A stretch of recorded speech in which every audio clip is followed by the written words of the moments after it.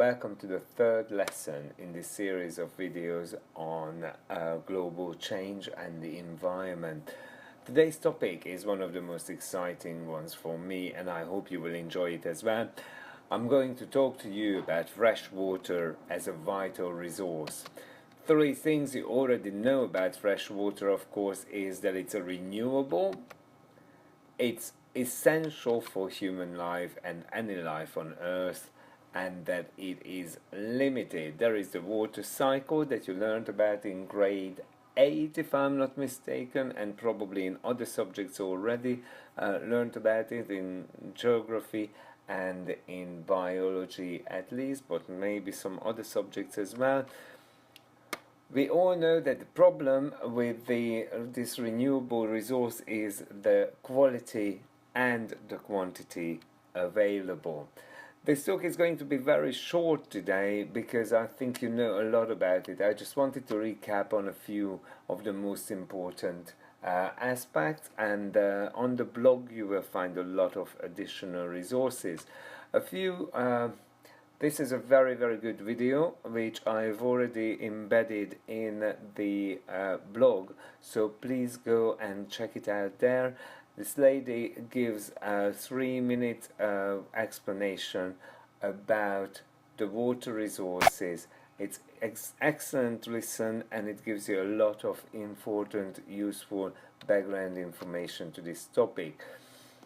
Basically, what we all need to know is that only a mere 2.5%, or some arguably even less, of all the water on Earth is fresh water. 97.5 is the salt water of our oceans and seas. 70% of this tiny amount of water is frozen in polar caps, and we know that we do not want those polar caps to melt, so it's best to keep it there at 70%. So although it is sweet water or fresh water, we cannot access it because it's frozen in ice caps and in the top of mountains. 30% of this valuable resource is underground, as deep as 4,000 meters deep under the ground, which again makes it very difficult to access it. Though I've just seen some very interesting statistics that, for example, in the Midwest United States, about 95% of the people live on groundwater.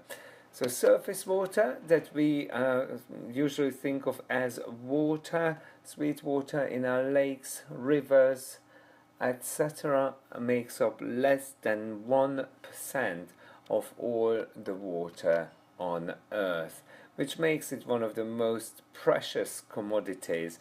Again, a link to this very useful and very simple infographic can be found on the blog, and you might want to use this later on for your tasks and activities. This is just a very quick look at a fascinating chart which shows continent by continent which countries are the biggest producers, the biggest users of water. The top bit, as you can see, is water withdrawal, fresh water withdrawal, how much water is withdrawn by these countries. The second row looks at domestic use, the third one looks at industrial use of water, and the fourth row looks at agricultural. As you see, pretty much all countries are in the black, which means that they use more than what they produce. One of the interesting things about water is that it's a very rare commodity. Some 1.1 billion people, or even more by now, have no access to a minimum amount of fresh water. And the real reasons for this is not that it's not available, it's not an availability issue, but it seems to be that poverty and inequality are the real reasons for it. This situation developed so far that in 2006, the United Nations issued the Human Development Report, which says scarcity is manufactured through political processes and institutions that disadvantage the poor. I think this one sentence is going to give us enough food for thought and enough topic for conversation in our classes. But if you can just pause the video here for a minute and try to understand what this sentence means, it's very, very interesting and very important, I believe. And this brings us to water conflicts. Some 800 million people around the world live in countries, in those 40 countries which have cross-border water problems, issues with neighbors about how the water is used. Just to illustrate this a little bit, let's have a look at this map which shows us water availability. It's interesting that they are already called water scarcity maps of the world. And you can see there are 5 main categories. Biggest category is areas where there is little or no water scarcity, so where there is abundant water, where there is enough water. And then there is physical water scarcity, which is basically the deserty areas where there is no water available. There's a big chunk of the Sahara and sort of East Africa which is not estimated, and some of Siberia, Greenland, and Alaska. And then a very interesting and growing segment is Central America and most of Sub-Saharan Africa and bits and pieces of Asia, which are areas of economic water scarcity. I think that's interesting to discuss. And the orange areas are approaching physical water scarcity. So these are the areas that are drying up. And if you add those areas to the red ones, you will see that it is a growing danger. Now, there is a projection that I've found even more fascinating, which also thinks, which only looks at 4 different categories. Red is the physical water scarcity by 2020. As you can see, all our area and North Africa and South Africa, interestingly, become areas of physical water scarcity.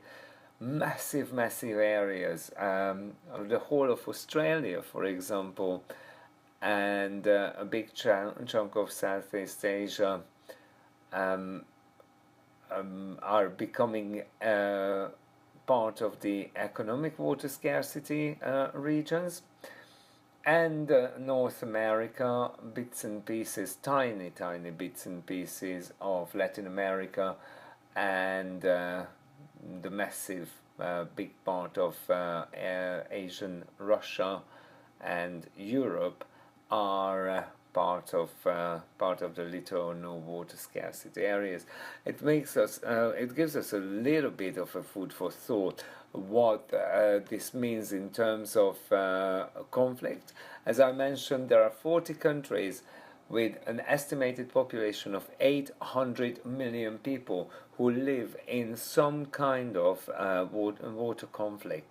This is mainly due to the fact that different countries share water reservoirs and water sources, and obviously if you look at the map that you can see here, where are the water conflicts? You can see these circles indicate the water conflicts. Not surprisingly, if we go back for just 1 second to this picture, It basically totally, completely and perfectly coincides with the areas where there is economic water scarcity or physical water scarcity, or the two together. As you can see, there are these are the numbers that just show you how this works, and I highlighted one or two of these. Again, this map you can find on the blog, and you can peruse it a little bit and have fun looking at it, because it's really, really fascinating. In 2011, Ethiopia began building the Grand Renaissance Dam on the Blue Nile, a tributary that provides about 60% of the Nile's water. Egypt and Sudan are obviously concerned about the dam's effect on water flow downriver, and Ethiopia says it will finish the project by 2017. Now you can imagine the impact on this this already very, very difficult area. Another interesting hotspot is down in the south. The situation got so far that the United Nations declared the 22nd of March the World Day of Water. And of course, my question to you about it is, what will you do on the 22nd of March? Well, before the 22nd of March, you will have a quick quiz. Here are my 4 questions. First question: what were the 3 adjectives I used to describe fresh water? Second question: what percentage of the water on Earth is readily available as fresh water? Readily available, very important. Why are there so many water conflicts is my next question. It's very short, simple answer. Don't make it very complicated. And the next one: do you think there is a water crisis in the world today? And what can we do about it? Write about 50 words. So these are the quiz questions, and of course you can't be left without some tasks. So here are your tasks. First task, I would like you to work in groups of 3 or 4. I would like you to work together on a video or a presentation or a slideshow or a poster, or be as creative as possible. You will have to create a physical product by the 26th of March 2015. I had these 4 topics, but you can obviously consult me with any other suggested topics. The first suggestion is: do you think having a World Day of Water helps solve the water crisis? So just giving it a day, is it going to solve anything? Second one: do you agree that we all share a responsibility for every human being to have equal access to fresh, uncontaminated water? 3, can you think of a global plan to solve the water crisis? I know I like giving you big, big ideas.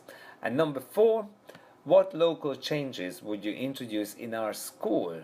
So going from a global plan, let's get down to grassroots. What would you do at the German International School Sharjah to develop water awareness and maybe save water? Well, I did manage to take a little bit longer than I was hoping. I hope you found this interesting, relevant, and I am looking forward to your projects. See you in class. Bye.